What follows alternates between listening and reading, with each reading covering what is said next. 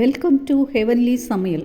நாம் இன்றைக்கி பார்க்க போகிறது ஒரு சூப்பரான சைட் டிஷ், கொத்தமல்லி தொக்கு இல்லை கொத்தமல்லி புளி. இது ரொம்ப டேஸ்ட்டாக இருக்கும். வாங்க வீடியோக்குள்ளே போகலாம். நம்ம இன்றைக்கி பார்க்க போகிறது கொத்தமல்லி தொக்கு. இதுக்கு ஒரு கட்டு கொத்தமல்லி தழை, நல்லா ஃப்ரெஷ்ஷாக இருக்கிறத நாட்டு கொத்தமல்லி, இதை எடுத்து நல்லா ஆஞ்சு கழுவிட்டு எடுத்து வச்சுருக்கேன். அதுக்கு ஒரு டேபிள் ஸ்பூன் வெல்லம் எடுத்து வச்சுருக்கேன். ஒரு பெரிய எலுமிச்சம்பழ சைஸ் புளி, அது தண்ணியில் ஊற வச்சு எடுத்து வச்சுருக்கேன். ஒரு 7 சிவப்பு மிளகாய் எடுத்து வச்சுருக்கேன். இப்போ இந்த சிவப்பு மிளகாய் லேசாக வறுத்துட்டு, எண்ணெய் இல்லாமல் வானலில் லேசாக வறுத்துட்டு, புளி, தேவையான அளவு உப்பு, வெல்லம் எல்லாம் சேர்த்து கொஞ்சம் அரைச்சிட்டு, அப்புறம் இந்த தழையை போட்டு நல்லா அரைச்சிட்டு, அப்புறம் நல்லா வதக்கணும். இப்போ இதை லேசாக வறுத்துக்கலாம். வானல் சூடு ஏறிடுச்சு. இந்த மிளகாயை லேசாக வறுத்து எடுத்துக்கலாம். லேசாக கலர் மாறிடுச்சு. இப்போ எடுத்துடலாம்.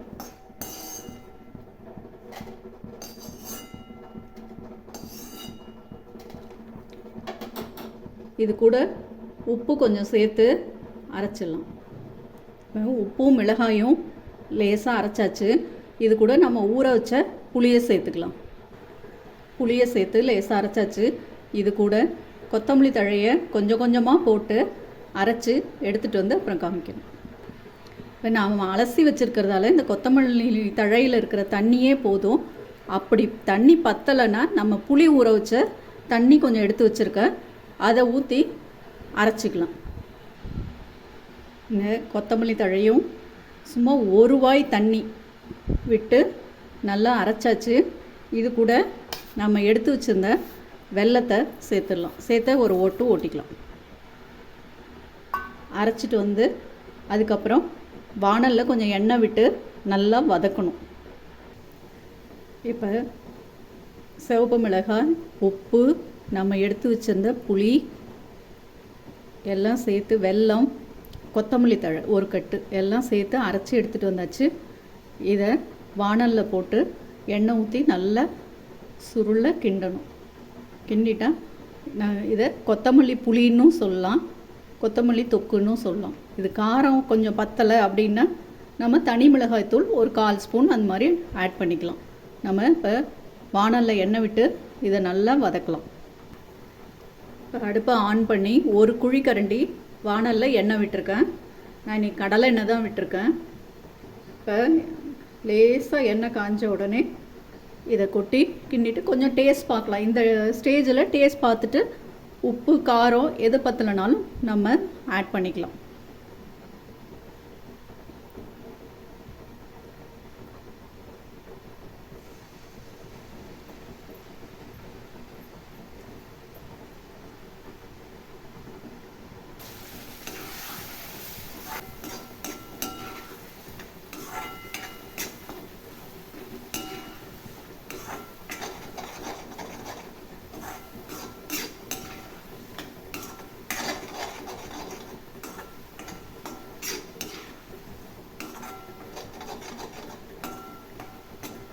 இது நல்லா இந்த ஈரப்பதம் போகிற அளவு நல்லா வதக்கணும்.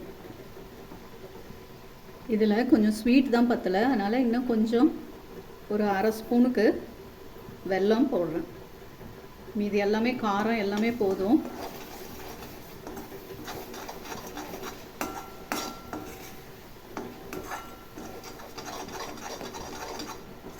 கொஞ்சம் புளிப்பு சுவை கொஞ்சம் இதாக இருந்தால் தான், புளி கொஞ்சம் நல்லா ஒரு பெரிய எலுமிச்சம்பழ சைஸ் புளி போட்டால் தான் இதுக்கு நல்லாயிருக்கும். இது தயிர் சாதம், இட்லி, தோசை எல்லாத்துக்குமே தொட்டுக்கிட்டு சாப்பிட சூப்பராக இருக்கும்.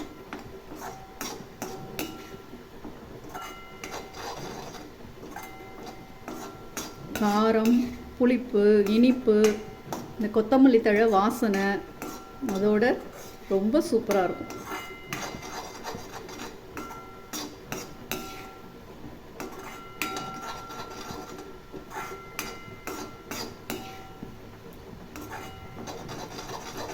இன்னும் கொஞ்சம் நேரம் இதை நல்லா கிண்டணும். ரொம்ப புளிப்பு சுவை வேணான்னு நினைக்கிறவங்க இன்னும் கொஞ்சம் புளியை குறைச்சிக்கலாம். அந்த கொத்தமல்லி தழை டேஸ்ட்டு நல்லா தெரியும்.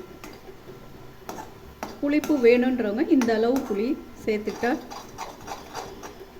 நல்லாயிருக்கும். சாதத்துக்கெலாம் தொட்டுட்டு சாப்பிட போட்டு நல்லா சூடான சாதத்தில் போட்டு பிசைஞ்சு சாப்பிடவும் சூப்பராக இருக்கும். ஆல்மோஸ்ட் ரெடி ஆயிடுச்சு. இதை பாருங்கள், நல்லா சுருண்டு வந்துருச்சு. இன்னும் ஒரு 2 நிமிஷம் வதக்குனா போதும். கொத்தமல்லி புளி ரெடி ஆயிடுச்சு. கொத்தமல்லி புளின்னு சொல்லலாம், கொத்தமல்லி தொக்குன்னு சொல்லலாம். சூப்பர். தேங்க்யூ.